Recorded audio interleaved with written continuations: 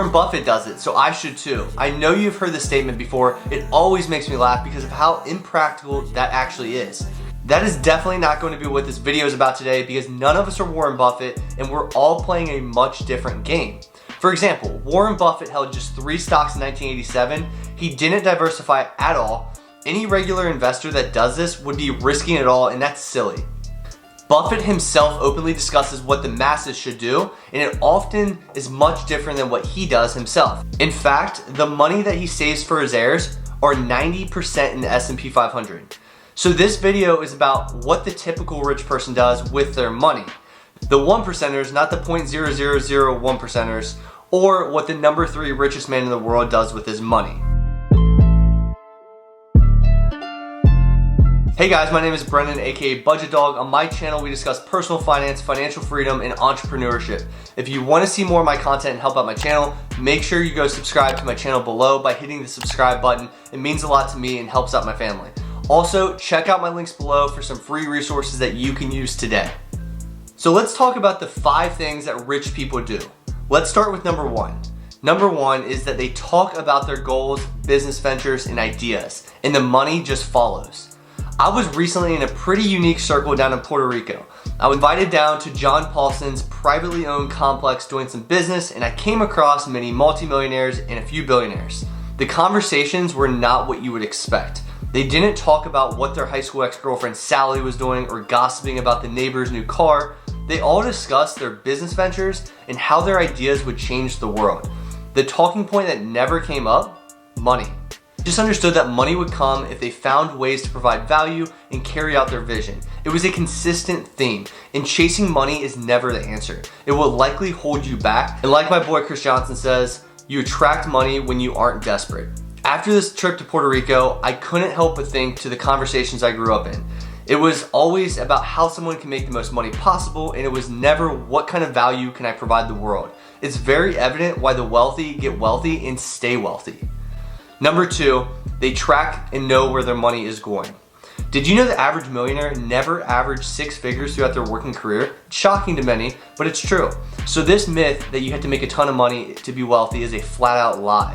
Does it make it easier? One would think, but oftentimes those that make a lot of money don't have the type of self-control to keep it. So I don't know the answer to that question actually. I will tell you that the way the wealthy build wealth is knowing exactly where every dollar is going. Most people think of budgeting when I say track, but it's really coming down to 3 financial statements: a budget, a balance sheet, and an amortization schedule. These 3 financial statements and documents will set you apart from the pack, and it's not a secret. It's just that 99% of the people that hear this won't take action, and that's the difference. Number 3, they keep cash to a minimum.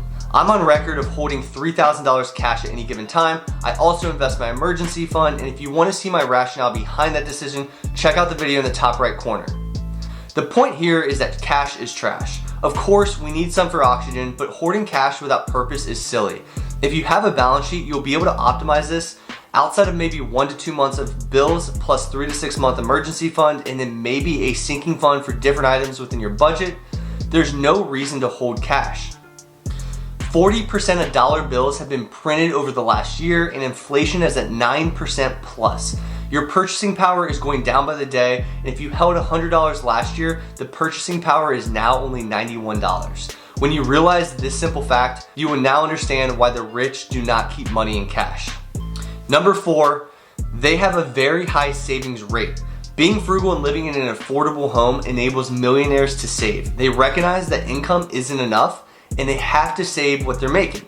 The biggest study ever shows that the average millionaire has a 64% savings rate, but they don't save cash, they take that savings and invest it. This is why the wealthy keep getting wealthier. Their money works for them. The main takeaway is they save a large portion of their income. If you make $250,000 and spend $250,000, you're no better off at the end of the year. Number 5, they focus on personal growth activities. Millionaires also spend more time focusing on personal growth. They spend roughly 5.5 hours a week to read for pleasure and nearly 6 hours a week for exercising, while the average American spends 2 hours and 2.5 hours on those activities respectively. Successful individuals are keenly aware of how they spend their resources, including their emotional and cognitive resources. Thomas C. Corley, the author of Change Your Habits, Change Your Life, spent 5 years researching the daily habits of 177 self-made millionaires and found they devoted at least 30 minutes every single day to exercising and reading. Millionaires tend to read 3 types of books, he said: biographies of successful people, self-help or personal development, and history. One thing I've always been big on is to seek out successful people and study them. Remember, the difference between where you are now and where you want to be are your daily habits. You know 5 things here that rich people do, but will you make the necessary adjustment is the question. And as a reminder, if you enjoyed this video, make sure to click the subscribe button below for more content. Every single Monday, I'll be posting a video. Lastly, I would love to hear your thoughts in the comments below, and I will see you in the next video.